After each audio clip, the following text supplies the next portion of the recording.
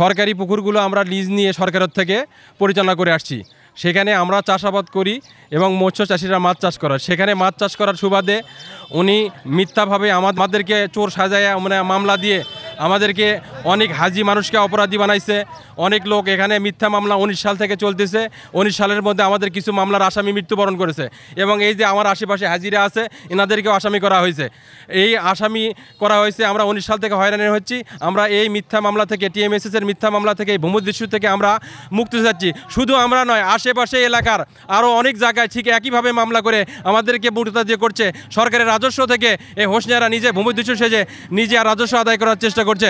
আমরা চাচ্ছি এই ভূমিদস্যুর হাত থেকে এ দেশ এবং এই জাতি রক্ষা পাক এবং এই ভূমিদস্যুর হাত থেকে আসামি সহ আমরা যারা আছি সকলেই পরিত্রাণ পাক। এই জন্য আজকের এই মানববন্ধন। TMSS 62 সালে এমআরের মূলে গোটা সম্পত্তির মালিক ছিল এখানে 1 নম্বর খাসকদিয়ান সরকার।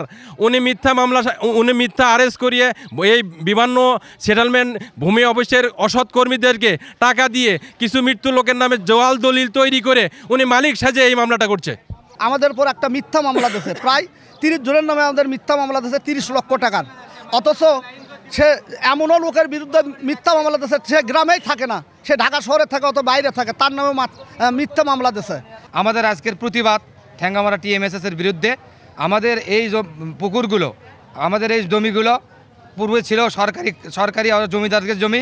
62 সালে ছিল সরকারের জমি, 87 সালে ছিল সরকারি জমি।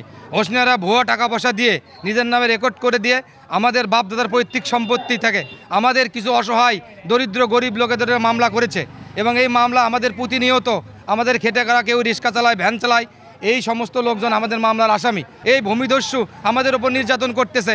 আমরা আর পারছি না, তাই আমরা সরকারের কাছে, বগুড়া জেলা প্রশাসকের কাছে এবং আমাদের যারা বিচারক মণ্ডলী আছে তাদের কাছ থেকে আমরা অনুরোধ করতেছি এই গরিব অসহায় মানুষদেরকে এই মামলার থেকে অবিলম্বে প্রত্যাহার করে আমাদেরকে নির্দিষ্ট খালাস করে দেয়। আমি একটা হাজি মানুষ, আমি এই বয়সে 70-75 বয়সে আমি বিলের মাছ চুরি করেছি। এই মিথ্যা মামলা হোসনিয়ারা দিয়ে আমাদেরকে মানসিকভাবে শারীরিকভাবে হয়রানি করতেছে।